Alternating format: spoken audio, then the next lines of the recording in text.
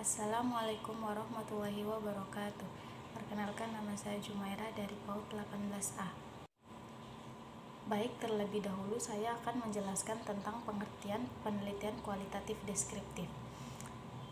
Penelitian kualitatif merupakan penelitian yang mengkaji perspektif atau partisipan dengan interaksi dan fleksibel, sedangkan deskriptif adalah mendeskripsikan suatu gejala, peristiwa, dan kejadian yang terjadi. Jadi dapat disimpulkan penelitian kualitatif deskriptif merupakan penelitian yang memanfaatkan data kualitatif dan dijabarkan secara deskriptif. Baik, selanjutnya saya akan menjelaskan tentang pengertian populasi dan sampel. Populasi dapat diartikan sebagai sebuah kelompok yang diartikan sebagai individu-individu yang memiliki karakteristik yang sama. Sedangkan sampel merupakan anggota dari populasi yang terpilih untuk dilibatkan dalam penelitian, baik untuk diamati, diberi perlakuan, atau dimintai pendapat yang sedang diteliti. Jadi sampel merupakan bagian dari populasi. Selanjutnya teknik sampling. Apa sih yang dimaksud dengan teknik sampling? Teknik sampling atau metode yang digunakan dalam mengambil sampel penelitian. Jadi bagaimana teknik dalam mengambil sebuah penelitian. Di dalam teknik sampling ini dibagi menjadi dua, yaitu probability sampling dan non-probability sampling. Probability sampling dijabarkan lagi menjadi beberapa. Yang pertama itu adalah sampel random sampling, yang kedua stratified random sampling, yang ketiga disproportionate stratified random sampling. Selanjutnya non-probability sampling.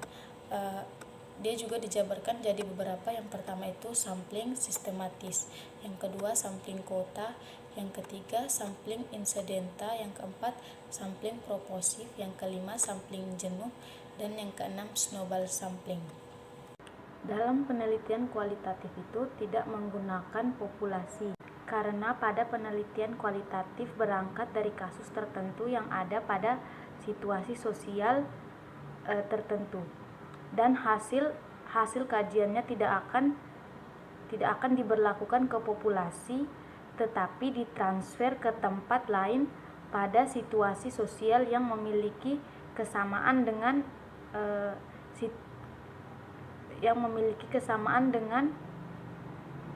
situasi sosial pada kasus yang dipelajari atau diteliti. Begitu pula sampel pada penelitian kualitatif bukan dinamakan responden, akan tetapi informan, narasumber, partisipan, guru, teman, dan penelitian sampel dalam penelitian kualitatif juga bukan disebut sebagai sampel sistematik, karena tujuan penelitian kualitatif adalah untuk menghasilkan teori dan bukan membuktikan teori. Jadi pada penelitian kualitatif deskriptif itu dia akan mengungkapkan fakta pada layanan pendidikan